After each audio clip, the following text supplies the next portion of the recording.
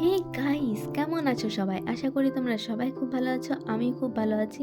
আর অনেকদিন পর চলে এসেছি আমি আবার একটা বাংলা ব্লগ নিয়ে। আর এই যে রাতে জানলাগুলো বন্ধ ছিল, তো সকালে উঠে আমি জানলাগুলো খুলে দিচ্ছি।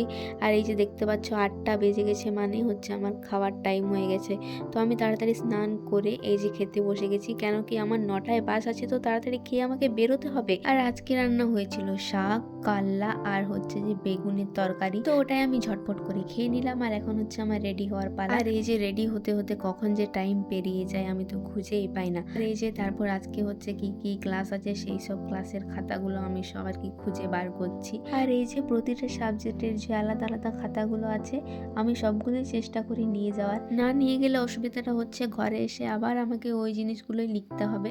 তার জন্য নিয়ে গেলে বেশ সুবিধাই হয়, কিন্তু ব্যাপার হচ্ছে নিয়ে যেতে না প্রচণ্ড ভারী লাগে। অনেক কিছু জিনিস যেহেতু নিয়ে যেতে হয়। আর এই যে এখন হচ্ছে আমি আমার পার্সে টাকা দেখছি, টাকা আছে কিনা। আর গাইস, অনেকে বলে টাকা দিয়ে নাকি কিছু হয় না। তো অনেকেই বলে, আমি শুনেছি যে টাকা দিয়ে নাকি ভালোবাসা কেনা যায় না। তো ভালোবাসা থাকলেও গাইস, টাকা না থাকলে না ভালোবাসা সত্যিই জানলা দিয়ে পালায়। তো টাকাটা হচ্ছে অনেকটাই দরকার লাইফে।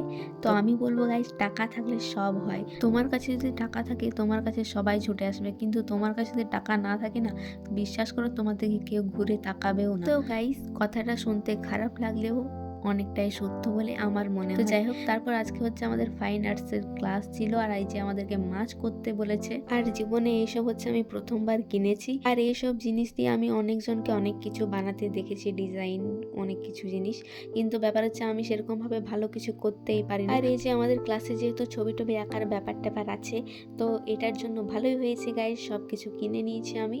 পরবর্তীকালে কি সব কিনতে হবে সেগুলো কিনবো আমি। আর এই যে লোকের বিছানার নিচে টাকা থাকে গাইস, আর আমার বিছানার নিচে কাগজ পেপার সব কিছু ঢুকিয়ে রেখে দিয়েছি আমি।